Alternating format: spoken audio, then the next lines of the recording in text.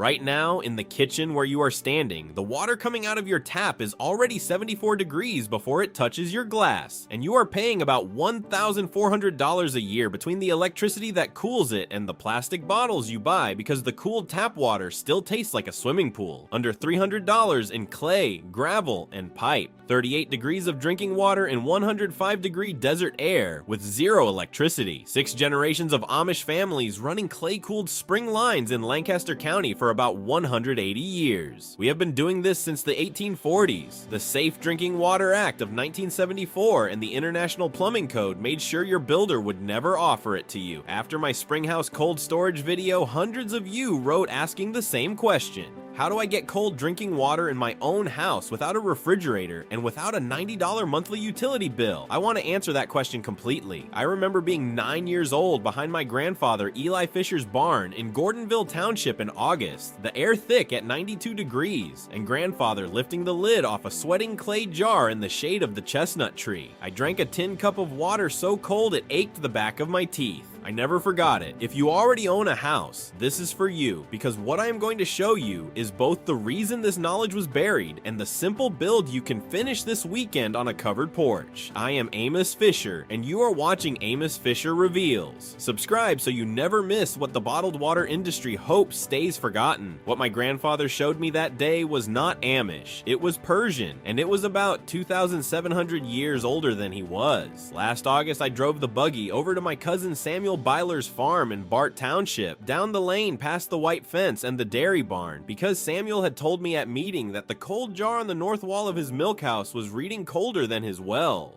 Samuel is 58 years old, 4th generation on that ground, and he is not a man who exaggerates. The day I went, the air outside was 98 degrees. The milk house was shaded by a stand of old maples, and the north wall is cut limestone laid by his great-grandfather before the Civil War. Samuel had 2 nested redware vessels sitting there, the inner one about 3 gallons, the outer one about 5, with maybe 1.5 inches of wet sand packed in the space between them. The outer jar was dark with seep, the clay drinking the water out and giving it back to the air. I could smell the faint mineral cool of it before I touched it. Samuel pulled the wooden cover off and dipped a battered tin cup into the inner vessel and handed it to me. I had brought my pocket thermometer because I am a documenting man by habit, and I have been documenting Amish water systems for 50 years. The water read 41 degrees in 98-degree air with nothing, no electricity, no compressor, no ice, no fan, no pump, no moving part of any kind. Samuel said his grandfather kept entries on the cold jar in the family ledger going back to 1889, and he showed me the page. The ink faded to brown, the handwriting careful, the entries written in the old German script my people still read.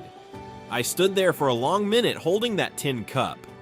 The water tasted clean and slightly sweet, colder than the well, colder than anything that comes out of a refrigerator. That is when it hit me the way it hits me every time I see one of these in operation. Samuel did not invent this, neither did his great-grandfather. The man who first wrote it down died around 600 BC. The principle that cooled my cousin's drinking water in 2024 came out of ancient Persia, in the high desert of what is now Iran, in a province called Yazd, where the summer air pushes past 110 degrees and there is almost no surface water on the ground. The Persian engineers figured out something embarrassing in its simplicity. If you pour water into an unglazed clay vessel, the porous clay wicks moisture outward through its walls. When that moisture meets dry air on the outside of the pot, it evaporates. Every gram of water that turns from liquid to vapor carries away roughly 540 calories of heat. That heat comes out of the inner vessel. The contents get cold, not cool, cold. In dry air, the temperature drop can reach 30 to 40 degrees below the surrounding heat. 2 pots, wet sand between them, shade. That is the entire machine. There is no patent. There is no subscription. There is no power cord. There is no warranty card. The Persians built this into massive cold storage domes called yakhchal, fed by underground gravity channels called qanats, some of which are still flowing 2,500 years after they were dug by hand through solid rock. UNESCO designated the Persian qanat system as a World Heritage Component in 2016.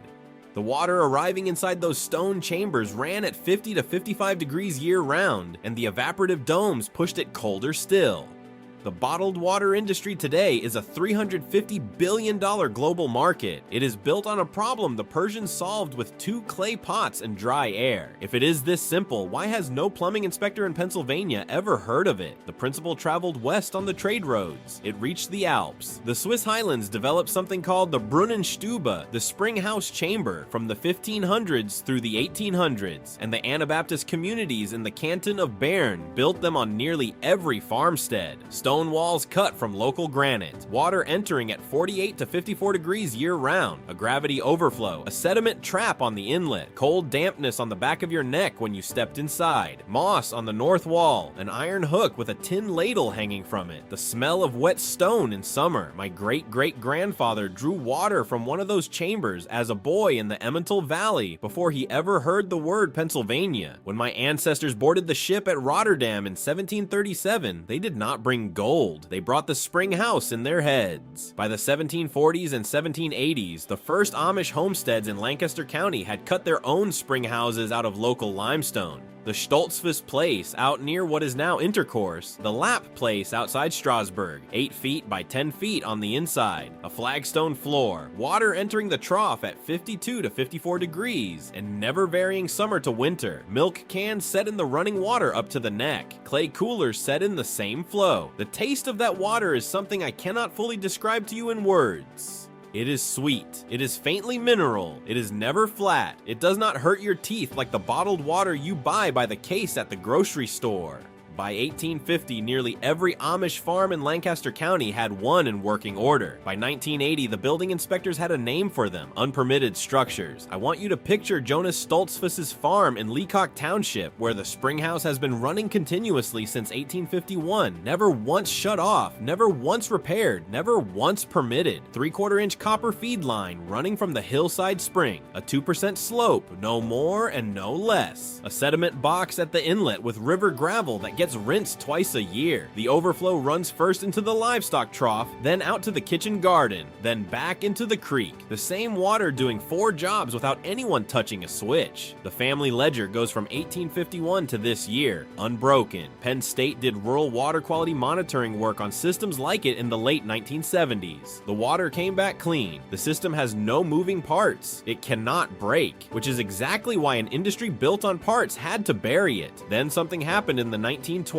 The plumbing code people came to town. The American Society of Sanitary Engineering and the early municipal water utilities, expanding fast between 1900 and 1940, sat down at code committee tables and wrote the rules that still govern your house today. New codes required a pressurized municipal connection. They required chlorination. They required a meter on the line. Spring houses became non-compliant on paper. USDA farmers' bulletins from around 1903 onward described rural water systems in plain working detail, with diagrams a child could follow, and then those bulletins quietly disappeared from circulation. The first sound my great-grandfather did not want to hear was the meter reader's truck on the gravel lane outside the Doughty house.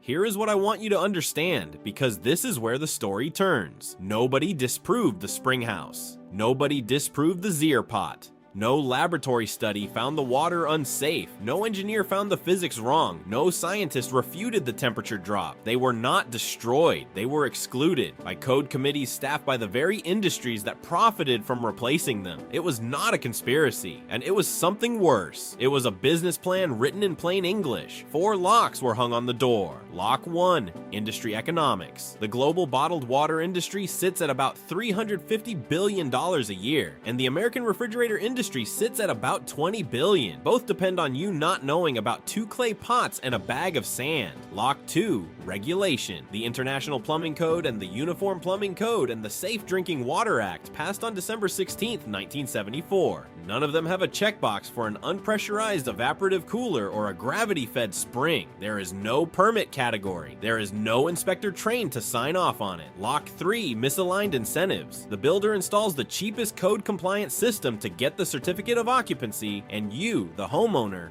pay the electricity bill on it for the next 40 years while he counts the profit on a system he never has to live with. Lock 4, the displacement event itself. That 1974 act, the moment private spring water became federally suspect and municipal connection became the default in every county seat in America. 4 locks, 1 door, and the key is 2 clay pots. Now, if you already own a house and you're thinking this only applies to people building from scratch, stay with me because this next part is specifically for you. You don't dig anything, you don't break a wall, you don't call a contractor, you go to any garden center this Saturday morning. You buy one 14-inch unglazed terracotta planter for about $18. You buy one 10-inch unglazed terracotta planter for about $12. You make sure the clay is rough and porous, not sealed. You buy a tube of food-safe silicone for $6, and you plug the drainage hole in the bottom of each pot, letting it cure for 2 hours. You buy one 50-pound bag of clean playground sand for about $8. You set the smaller pot inside the larger pot, centered. You fill the 1.5 inches of space between them with the sand, packing it down with your fingers, and you soak the sand with water until you see beads forming on the outer wall. You place a glazed inner crock or a stainless steel pitcher, about $40, inside the smaller pot. You fill the pitcher with your tap water. You put a wooden lid on. You set the whole thing in a shaded north-facing spot on a covered porch or in a pantry window with cross breeze. You re-wet the sand morning and evening, under $90 total. At hour 2, you will see a dark ring of moisture climbing the outer pot. At hour 4, you will feel the cold on the back of your hand before you touch the clay. In dry climates, the water inside will hit 38 to 45 degrees in 100-degree ambient air. In humid climates like the Carolinas, it will hold at 50 to 55 degrees. Still cooler than any tap in your house. Still better tasting than anything you can buy in plastic. This is the version your grandfather could have built. This is the version Samuel Byler's great-grandfather actually built in 1889 and entered into the family ledger. And here's the part that makes the silence around it truly explosive. The proof that this still works is not buried in some Amish family ledger gathering dust on a shelf. It is published. It is documented. It is sitting on government servers in 3 languages. In 1995, a Nigerian teacher named Mohammed Ba Abba revived the Zir pot for produce storage in the dry north of his country, and Practical Action's monitoring work documented produce shelf life going from 2 days to 21 days. He won the Rolex Award for Enterprise in 2000 for it. The Royal Scientific Society of Jordan ran field trials on Zir pots through the late 1990s and into the 2000s and confirmed 20 to 30 degree drops below ambient sustained over 24 hours of operation. The Food and Agriculture Organization of the United Nations has published technical reports on evaporative clay cooling as an appropriate technology solution in arid regions for decades. Iran has restored functioning yakhchal across Yazd province in the 2000s as living cultural heritage. The data is in FAO bulletins, UN appropriate technology reports, and peer-reviewed monitoring studies you can pull up tonight on your phone if you have one. The only place this knowledge is missing is the American Plumbing Code and the American Homeowners Awareness. The data is free. The pots are $30 at any garden center. The industry's silence is the only thing that costs you. Now I want to show you the homeowner version of what Jonas Stoltzfus has on his farm in Leacock Township, scaled for your basement and your kitchen and your weekend. You build a 4-foot by 4-foot by 4-foot insulated cedar box, partially earth-bermed against your north foundation wall, where the soil stays cooler year-round. Inside the box, you run a 1/2 inch copper coil, about 40 feet of soft coil wrapped in a slow spiral, through which your kitchen cold water supply line passes on its way to the sink.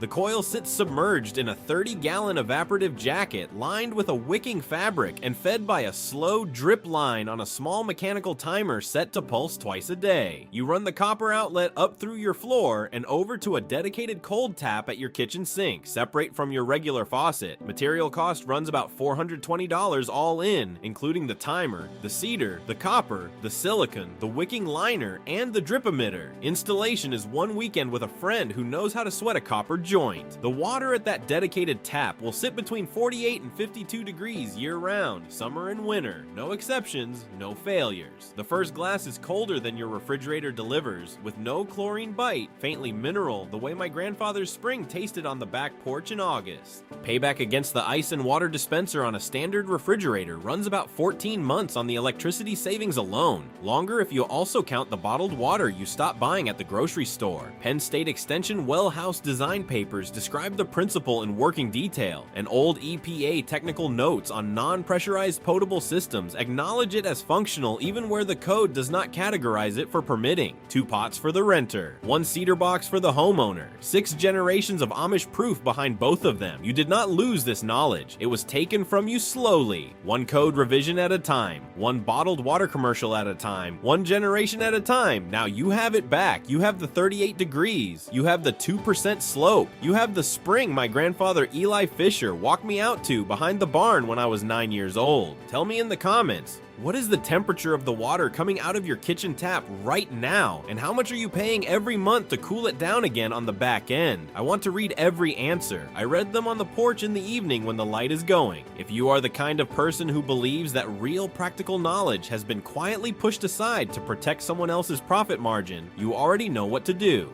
Hit subscribe. Next week, I am going to show you the Amish slow sand filter barrel my neighbor Daniel Lapp has been running on his property outside Bird in Hand since 1971. Independent monitoring work coming out of Penn State documented it removing biological contaminants at rates that out-purify a $4,000 reverse osmosis system. Daniel built his for under $80 in a used feed barrel from the co-op. The EPA still has no category for it on the permit form. My hand is on the cold outer wall of Samuel Byler's clay jar. The water is still 41 degrees. Persia is still right. The spring still flows.